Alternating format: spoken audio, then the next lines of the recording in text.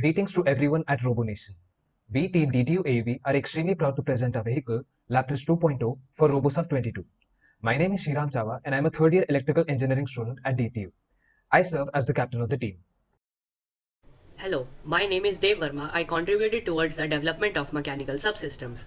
The dropper assembly is mounted on the bottom plate of the frame alongside the bottom camera to achieve high accuracy in task performance. The dropper comprises a marker housing with inbuilt servo mount, obstruction plate, and top cover. The working mechanism includes the free fall of markers under the influence of gravity once the obstruction plate is rotated with the help of a servo motor. Hello, my name is Dhruv. I contributed towards the development of mechanical subsystems. The role of a gripper is to firmly hold an object without incurring any damage and release it at a desired location. The gripper of a vehicle has been upgraded from a simple two-finger gripper to a more complex parallel jaw gripper. The design is highly modular and makes the testing process faster and economical.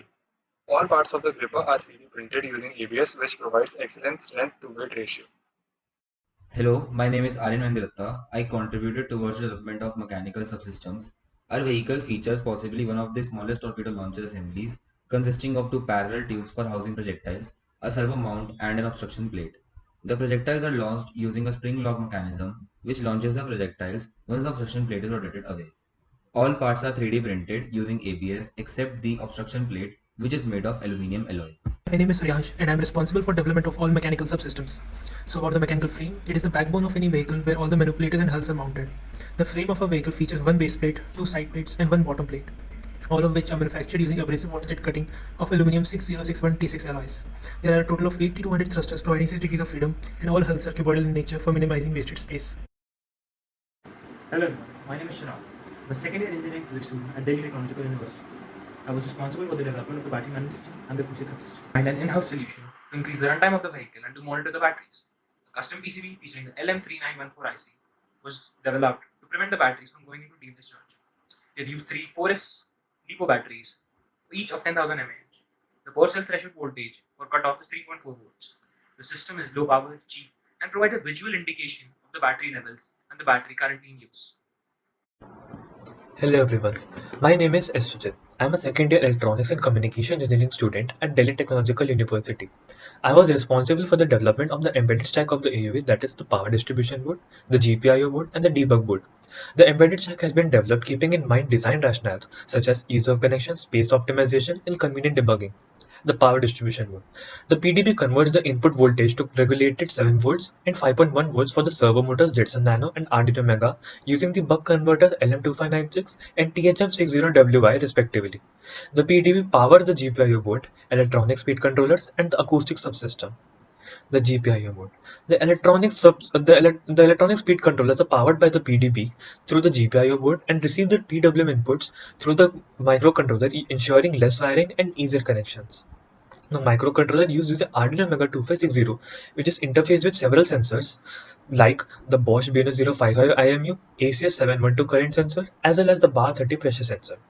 The current sensor is being used to monitor the current draw of the servo motor, using which we can detect whether an object has been gripped or not. The debug mode. This year we have also introduced a debug board stacked over the GPI board to make our system more interactive. This has been achieved with the help of an LCD screen and several LEDs that display the current status of the vehicle. We have used an 8-to-1 multiplexer so that multiple ports are interfaced with a single voltage sensor. This year, for the acoustic stack, we have made a custom PCB with an amplification unit and a bandpass filter for signal conditioning. We have used the NI9223 analog input module for data acquisition. After that, the signal will be processed using the music algorithm to calculate the direction of arrival on the single board computer. As a single board computer, we have used the NVIDIA Jetson Nano, owing to its small size and excellent GPU capabilities, mainly for computer vision, machine planner, and signal processing. Hello everyone, my name is Ishpreet Singh Luthra. I am a second year computer engineering student at Delhi Technological University. I was responsible for the development of the software subsystem of the bot. Now coming on to the gate task. In the gate task, the AUV can pass through the gate at any depth from the floor to just below the surface. The AUV chooses a role by passing under either the G-man or the bootlegger side. Since the vertical legs are colored orange, we used color thresholding to filter out the gate, and with the help of contour detection, were able to form bounding rectangles to narrow down our target. We have utilized state-of-the-art object detection algorithms like YOLO V5 to classify the elements as G-men and bootlegger, and hence were able to accurately pass through our chosen site. The path marker aids in navigating the machine between the locations of two different tasks. To detect the path, our approach was to divide it into two subcategories. First, the semicircular ends, second, the linear edges, thereby simplifying a complex object into combination of everyday geometrical shapes. Detection of both these subcategories was handled differently. We used the hue transform method, which can be used to detect any shape if one can represent that shape in a mathematical form. The hue circles and hue lines P functions were respectively used to identify our subtargets, and the functions also provided us with the coordinates of importance which were used by our bot to complete the maneuver. In this task, we firstly aim to detect the G-men using our object detection model using the YOLO V5 algorithm that we have trained using our own dataset created in the simulation environment. After successful detection of the G-men and bootlegger, our bot firstly aligns itself to the G-men center and then slowly moves towards it to touch it to complete our task. This all have been automated using ROS, and bot stops after completing the task.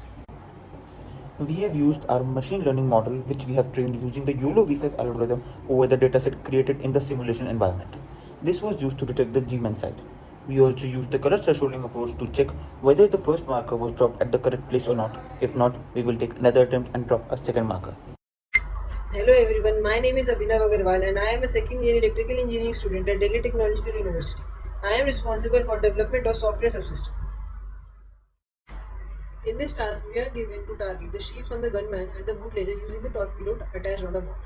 To complete this task, we have divided the task into two parts. First part is the detection, which involves the detection of bootlegger and the G-man and the shapes associated with them. And the second part involves the aiming and firing of torpedoes. In the first part, we use the YOLO object detection model to identify G-man as well as bootlegger, similar to that we did in the earlier task. And then we aim at the bootlegger. Since we have chosen the G-man route, we have to aim at the bootlegger. And then finally, we used to detect the shape, the smaller and the bigger one using OpenCV and identify a target. And as we identify a target, we launch our torpedoes towards them. Firstly, we try to attack on the bigger hole, and second, we attack on the smaller hole to gain the maximum point. In this task, we have a setup of octagon at the top of the pool and a bottle at the bottom on which the bottles are placed.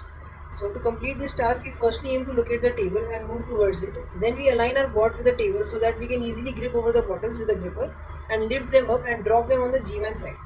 So to detect the G-man side, we have used a YOLO detection model trained over the datasets of the G-man and the bootlegger images we have collected from the simulation environment. We would like to thank RoboNation for giving us the opportunity to participate in this esteemed competition. We would also like to thank Delhi Technological University, our faculty advisor Dr. Ajit Kumar, and all of our sponsors for their continued support.